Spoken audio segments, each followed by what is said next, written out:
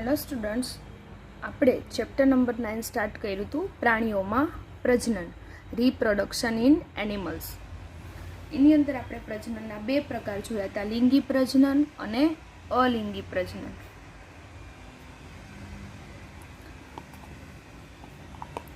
બરાબર. ત્યાર પછી આપણે શું જોયું હતું? નર તેમજ માદા જન્યુઓ કે જે બંને એક પ્રજનન કોષો છે, સંયુક્ત રીતે શું બોલાય એને? પ્રજનન કોષો બનાવે છે. નરજન્યુ અને માદાજન્યુ બંને પ્રજનન કોષો છે, જેના જોડાણથી યુગ્મનજ બને છે ને યુગ્મનજનો વિકાસ થાય અને કોઈ પણ નવા સજીવ બને. એવા પ્રકારનું પ્રજનન કે જેમાં નર અને માદાજન્યુઓનું જોડાણ થતું હોય તો એને લિંગી પ્રજનન કહેવાય, મતલબ કે સેક્સ્યુઅલ રિપ્રોડક્શન. એવા પ્રકારનું પ્રજનન કે જેમાં નર અને માદાજન્યુઓનું શું થાય છે? જોડાણ. નર અને માદાજન્યુઓનું જોડાણ થતું હોય તો એને શું કહેવાય? લિંગી પ્રજનન કહેવાય. હવે નર પ્રજનન આપણે જોવાનું છે કે નર પ્રજનન અંગોની અંદર શું આવશે? તો કે નર પ્રજનન અંગોની અંદર સૌથી પહેલા તો એક જોડ શુક્રપિંડ હોય. એક જોડ શુક્રપિંડ. એક જોડ એટલે ખબર છે ને કેટલા હોય? બે. એક જોડ એટલે કેટલા થાય? બે શુક્રપિંડ હોય. બે શુક્રવાહિની અને એક શિશ્ન આવેલું છે. બે શુક્રવાહિની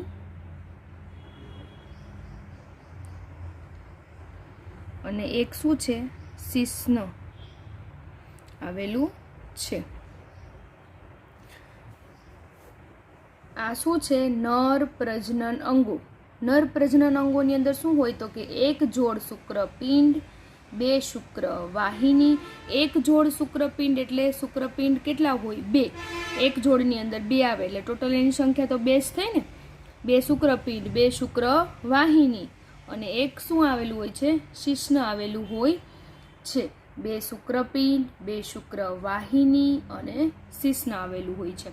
શુક્રપિંડ નરજનન કોષો મતલબ કે નરજન્યો ઉત્પન્ન કરે છે. શુક્રપિંડ શું ઉત્પન્ન કરે? તો કે નરજનન કોષો. શુક્રપિંડ નરજનન કોષો. નરજનન કોષોને શું કહેવાય? નરજન્યુઓ. શુક્રપિંડ નર જનન કોષો એટલે કે નરજન્યુઓ ઉત્પન્ન કરે છે, જેને આપણે શું કહેશું? શુક્રકોષો કહેશું. જેને શું કહેવાય? શુક્રકોષો. મતલબ કે શુક્રપિંડ નરજનન કોષો એટલે કે નરજન્યુઓ ઉત્પન્ન કરે છે. શુક્રપિંડ નરજનન કોષો એટલે કે નરજન્યુઓ ઉત્પન્ન કરે અને એ જે નરજન્યુઓ ઉત્પન્ન કરે છે ને શું કહેવાય? શુક્રકોષો. એ બધું ક્યાં થાય? શુક્રપિંડમાં. શુક્રપિંડમાં શું ઉત્પન્ન થાય? તો કે નરજનન કોષો. એને શું કહેવાય? નરજન્યુઓ. એટલે કે શુક્રકોષો કહેવામાં આવે છે. નરજન્યુઓ ઉત્પન્ન કરે છે કે જેને શું કહેવામાં આવે? શુક્રકોષો કહેવામાં આવે છે. શુક્રપિંડ લાખોની સંખ્યામાં, આજે આપણું હતું ને એક જોડ શુક્રપિંડ, શુક્રપિંડ છે એ લાખોની સંખ્યામાં શુક્રકોષો ઉત્પન્ન કરે. શુક્રપિંડ લાખોની સંખ્યામાં શુક્રકોષો ઉત્પન્ન કરે છે. અને શુક્રકોષો અત્યંત કેવા હોય? સૂક્ષ્મ. શુક્રપિંડ લાખોની સંખ્યામાં શું ઉત્પન્ન કરે છે? શુક્રકોષો. અને શુક્રકોષો છે અત્યંત સૂક્ષ્મ હોય છે. તે પ્રત્યેકની અંદર એક શીર્ષ હોય, મધ્ય ભાગ અને એક પૂંછડી હોય. જો શુક્રકોષ લાખોની સંખ્યામાં ઉત્પન્ન થાય, કેમાં? શુક્રપિંડમાં. શુક્રપિંડમાં લાખોની સંખ્યામાં શુક્રકોષો ઉત્પન્ન થાય છે અને એ જે શુક્રકોષો ઉત્પન્ન થાય છે એ કેવા છે? અતિ સૂક્ષ્મ હોય છે. શુક્રકોષો કેવા હોય? અતિ સૂક્ષ્મ, અત્યંત સૂક્ષ્મ હોય. અને પ્રત્યેક એટલે કે દરેક શુક્રકોષની અંદર શું હોય? એક શીર્ષ, પછી વચ્ચેનો મધ્ય ભાગ હોય અને પૂંછડી હોય. શું શુક્રકોષ એક કોષ જેવા દેખાય છે? જો આ શુક્રકોષ છે એ પોતે અત્યંત સૂક્ષ્મ છે. એની રચનાની અંદર શું હોય? તો કે ઉપરના ભાગે શીર્ષ હોય, પછી મધ્ય ભાગ હોય અને ત્યાર પછી શું હોય? પૂંછડી. અને આ શુક્રકોષો કેમાં ઉત્પન્ન થાય છે? શુક્રપિંડની અંદર. આપણે કીધું ને નર પ્રજનન અંગો, એમાં જોયું કે એક જોડ શુક્રપિંડ એક જોડ એટલે કેટલા થઈ ગયા? 2, બરાબર. ત્યાર પછી 2 શુક્રવાહિની, અહીંયા લખ્યું છે શુક્રવાહિની, અને આને કહેવામાં આવે છે શિશ્ન. શુક્રપિંડ, શુક્રવાહિની અને શિશ્ન. શુક્રપિંડ છે એ લાખોની સંખ્યામાં શું ઉત્પન્ન કરે છે? તો કે શુક્રકોષો. અને શુક્રકોષને આજે તમને દેખાડી છે આકૃતિ, બરાબર, એનો ભાગ મોટો બનાવીને બતાવ્યો છે.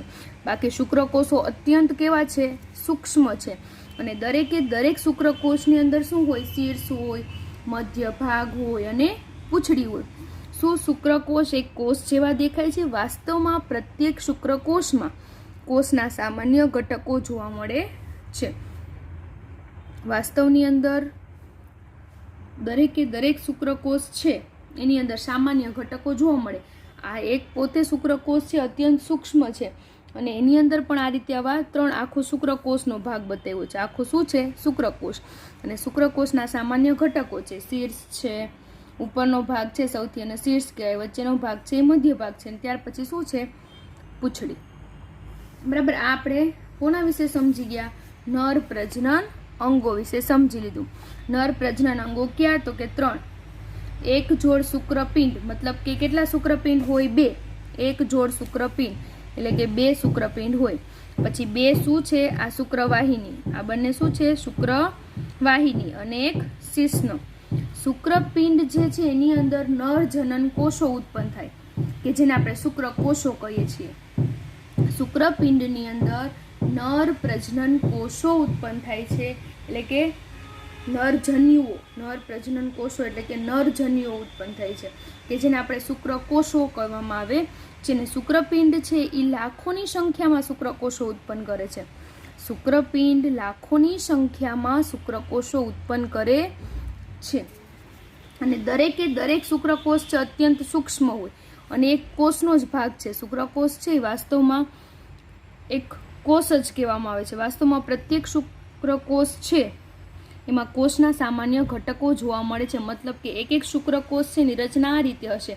ઉપરનો ભાગ શીર્ષ હશે, વચ્ચે મધ્ય ભાગ હશે, અને ત્યાર પછી શું હશે? પૂંછડી. બરાબર. આ આપણે કોના વિશે સમજી ગયા?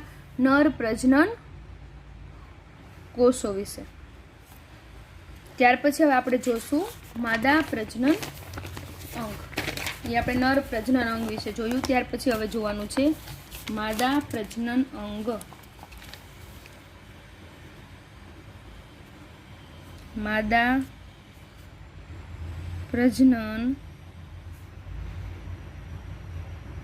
અંગ. હવે માદા પ્રજનન અંગની અંદર શું જોશું? તો કે માદા પ્રજનન અંગોમાં એક જોડ અંડપિંડ હોય. માદા પ્રજનન અંગોની અંદર એક જોડ અંડપિંડ હોય. બરાબર. પછી શું હોય? એક જોડ અંડપિંડ એટલે કેટલી થઈ ગયા? 2 અંડપિંડ થઈ ગયા, જેમ ઓની અંદર હતા ને શુક્રપિંડ. નર પ્રજનન કોષમાં આપણે શું શબ્દ વાપર્યો? તો કે એક જોડ શુક્રપિંડ હોય. એટલે શુક્રપિંડ કેટલા થયા? 2. પછી બંને સાઈડ 2 હતી, શુક્રવાહિનીઓ હતી, અને એક શિશ્ન હતું. શુક્રપિંડ કે જેની અંદર નરજનન કોષો ઉત્પન્ન થતા હતા, કે જેને આપણે શુક્રકોષો કીધા. અને શુક્રકોષો અત્યંત સૂક્ષ્મ હોય. શુક્રપિંડ છે લાખોની સંખ્યામાં શુક્રકોષો ઉત્પન્ન કરે છે. અને શુક્રકોષની રચના પણ જોઈએ આપણે. કેવી હોય? તો કે ઉપરના ભાગે શીર્ષ હોય, વચ્ચે મધ્ય ભાગ હોય, નીચે શું હતું? પૂંછડી. એવી જ રીતે આપણે માદા પ્રજનન અંગની અંદર એક જોડ અંડપિંડ, ઓમાં એક જોડ શુક્રપિંડ હતું, આમાં એક જોડ અંડપિંડ. મતલબ કે એની સંખ્યા કેટલી હશે? અંડપિંડની સંખ્યા 2. એક જોડ એટલે કેટલી થાય? 2. ત્યાર પછી અંડવાહિનીઓ. અંડવાહિનીઓ એટલે કે ફેલોપિયન નલિકાઓ. અને ગર્ભાશય. ઓમાં શુક્રવાહિનીઓ હતું, આમાં અંડવાહિનીઓ છે. અને શું આવશે? ગર્ભાશય.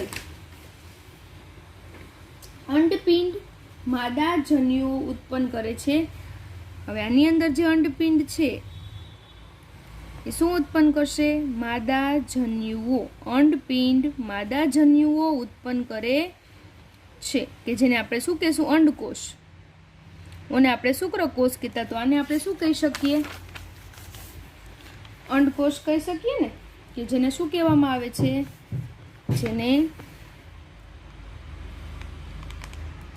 જેને અંડકોષ કહે છે. અંડપિંડ માદાજન્યો ઉત્પન્ન કરે છે કે જેને શું કહેવામાં આવે છે, અંડકોષ. જેવી રીતે શુક્રપિંડની અંદર શુક્રકોષો ઉત્પન્ન થતા હતા, એવી રીતે અંડપિંડની અંદર શું ઉત્પન્ન થશે, અંડકોષ ઉત્પન્ન થાય છે. મનુષ્યમાં પ્રતિમાસ બંને અંડપિંડમાંથી કોઈ પણ એક અંડપિંડમાંથી એક વિકસિત અંડકોષ અંડવાહિનીમાં મુક્ત થાય છે. મનુષ્યમાં એટલે કે માદાની વાત થાય છે. પ્રતિમાસ એટલે કે દરેક મહિને બંને અંડપિંડમાંથી કોઈ પણ એક અંડપિંડમાં, આ બે અંડપિંડ છે એમાંથી કોઈ પણ એક અંડપિંડમાંથી એક વિકસિત અંડકોષ, આ બંને અંડપિંડ છે એમાંથી કોઈ પણ એક અંડપિંડની અંદર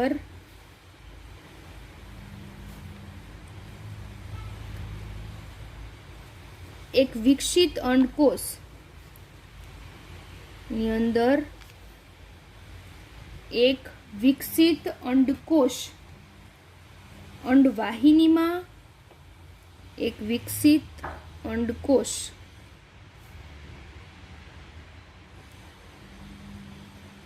અંડવાહિનીમાં મુક્ત થાય છે.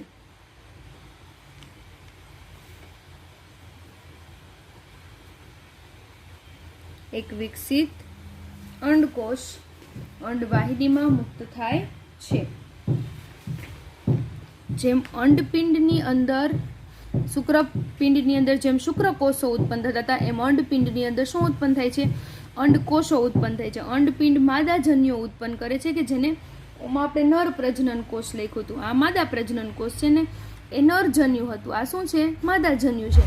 અંડપિંડની અંદર અંડકોષ ઉત્પન્ન થાય. કોઈ પણ એક અંડપિંડ હોય એની અંદર એક વિકસિત અંડકોષ, કોઈ પણ બે અંડપિંડ છે, એક જોડ એટલે કેટલા થઈ ગયા, બે અંડપિંડ છે, એમાંથી કોઈ પણ એક અંડપિંડની અંદર એક વિકસિત અંડકોષ, એક વિકાસ પામેલો અંડકોષ અંડવાહિનીઓમાં મુક્ત થાય છે. બરાબર. કોઈ પણ એક જ અંડપિંડની અંદર અંડકોષ, વિકાસ પામેલો અંડકોષ કેમાં મુક્ત થાય, અંડવાહિનીમાં મુક્ત થાય છે. ગર્ભાશય એ ભાગ છે જેમાં શિશુનો વિકાસ થાય છે. અને શુક્રકોષોની જેમ જ અંડકોષ પણ એક કોષ જ છે. જેમ શુક્રકોષ આખો કોષ હતો, એ કોષના સામાન્ય ઘટકો આપણને દેખાણા, શીર્ષ, મધ્ય ભાગ ને પૂંછડી. જેમ શુક્રકોષ એક કોષના સામાન્ય ઘટકો એની અંદર જોઈ શકીએ, કોષ હતો, એવી જ રીતે અંડકોષ છે પણ એક પ્રકારનો શું છે, કોષ જ છે. અને ગર્ભાશય એ ભાગ છે કે જેમાં શિશુનો વિકાસ થાય છે. ગર્ભાશય એ ભાગ છે કે જેમાં શિશુનો વિકાસ થાય છે. ગર્ભાશય એ ભાગ છે કે જેની અંદર શિશુનો વિકાસ થાય છે. બરાબર. આજે આપણે આટલું રાખીએ. અહીંયા સુધીનું લર્ન કરી નાખજો. બરાબર છે.